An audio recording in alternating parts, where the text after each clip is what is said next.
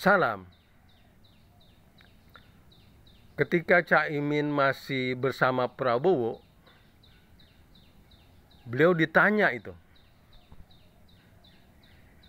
terkait dengan mengapa bergabung dengan Prabowo. Ya, beliau mengatakan tidak ada masalah karena di Indonesia ini mungkin karena praktek yang terjadi selama ini yang namanya ada partai pemenang pemilu, dia tidak bisa jalan sendiri, dia pasti mencari partner, dia pasti ya mencari teman untuk yang membentuk kabinet.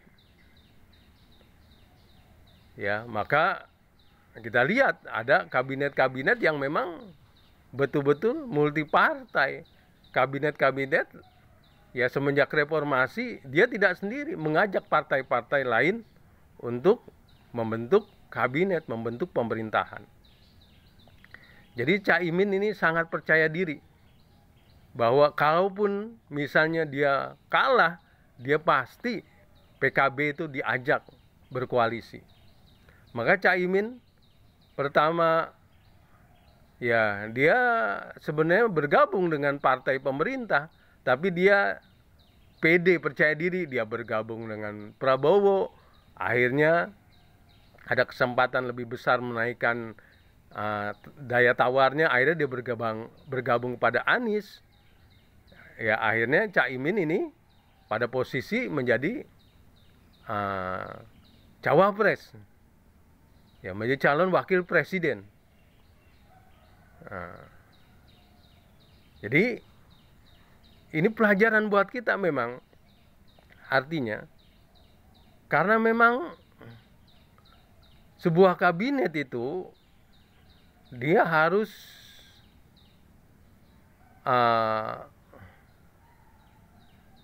goal program-programnya itu apabila disetujui oleh mayoritas anggota DPR, disetujui oleh mayoritas parlemen, maka siapapun yang berkuasa dia akan berusaha menarik sebanyak-banyaknya anggota parlemen.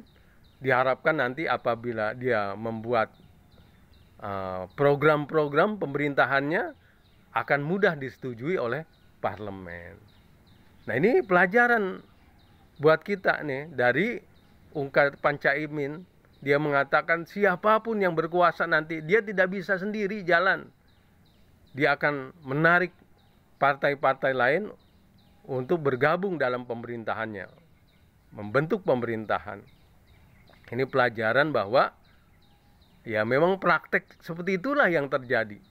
Maka ada partai yang selalu ada dalam kabinet, misalnya Golkar. Ya.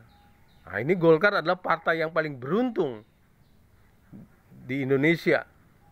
Ya, ketika di luar negeri ya partai itu pernah berkuasa, akhirnya dijatuhkan melalui revolusi, biasanya dibubarkan itu.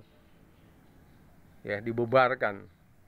Nah, sebagaimana PKI di Indonesia, dia pernah berperan dalam pemerintahan Soekarno, tapi akhirnya dibubarkan karena dianggap berbuat salah. Tapi Golkar, padahal bersama-sama Soeharto, dia mengendalikan republik ini, tapi ketika Soeharto jatuh, Golkarnya tidak jatuh. Golkarnya tetap hidup sampai sekarang, bahkan termasuk memiliki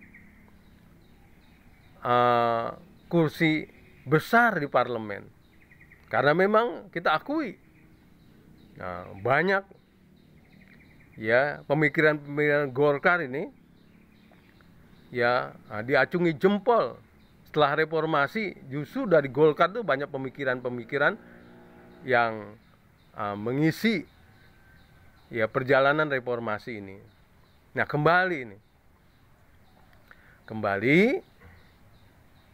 ya memang berdasarkan praktek yang dilaksanakan selama ini setelah reformasi, partai-partai ini berkoalisi membentuk pemerintahan, sehingga pemerintahan ini ya bisa berjalan baik ini karena program-program pemerintahan didukung oleh parlemen.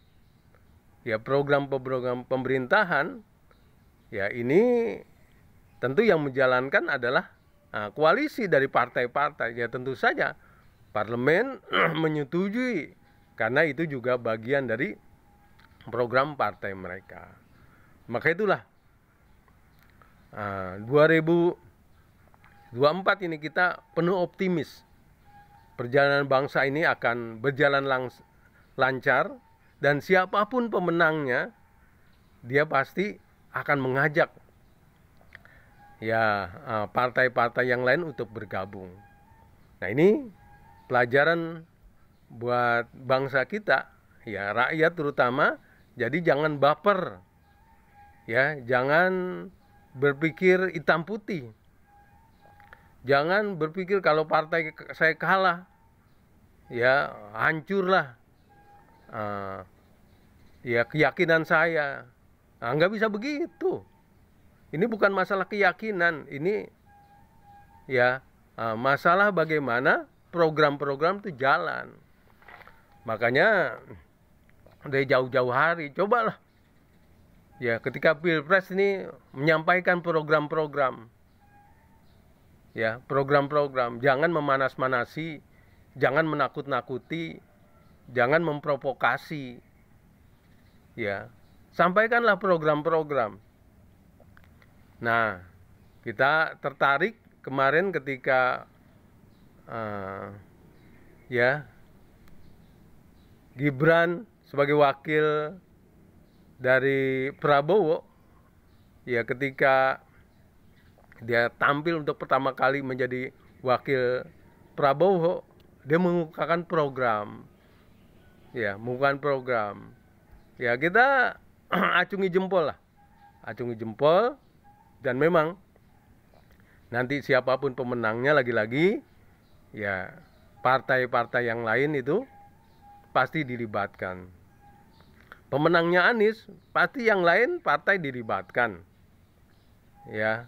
Nah, pemenangnya Prabowo pasti yang lain ya, dilibatkan. Pemenangnya Ganjar pasti partai yang lain dilibatkan. Apalagi kalau memang dibuat kesepakatan-kesepakatan sebelumnya yang kita tidak tahu. Misalnya dibuat kesepakatan-kesepakatan, cuma kita tidak tahu saja misalnya. Ya, kita bareng-bareng kompetisi di Pilpres, tapi nanti kalau sudah salah satu menjadi pemenang, libatkan partai yang lain. Bisa saja begitu. Sebagaimana yang dicontohkan Jokowi 2019. Prabowo adalah rival Jokowi dalam Pilpres. Tapi ketika Jokowi menjadi pemenangnya, Bapak Prabowo ditarik menjadi anggota kabinet, menjadi Menteri Pertahanan. Ini sudah ada contoh. Nah, jadi inilah barangkali yang kita harus mendapatkan pelajaran. Ya, kita kan memang kekhawatirannya itu seperti di Timur Tengah, Pilpres itu menjadi perang saudara akhirnya, menjadi kerusuhan akhirnya. Dan itu dialami oleh beberapa waktu yang lalu di Sudan maupun di Pakistan. Kita tidak ingin. Tapi kembali itu, ketika unsur Wahabisme dan Hizbut Tahrir ini sudah melemah, Hizbut Tahrir dilarang, Wahabisme juga di pusatnya dilarang di Saudi Arabia. Ya, walaupun sekarang nih virusnya masih berkeliaran, artinya ada orang-orang ya masih tahlil yasin, ya ziarah kubur, masih kunut, tapi otaknya udah kemasukan Wahabisme dan Hizbut Tahrir.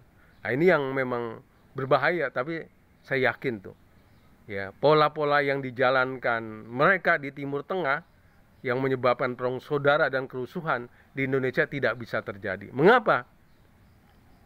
Ya, di Anies Baswedan ada Caimin yang 2 periode ikut Jokowi, pasti tidak bisa memberikan tempat itu buat Wahabisme maupun Hizbut Tahrir masuk di sana, apalagi di pasangan Prabowo maupun pasangan ya Ganjar. Salam.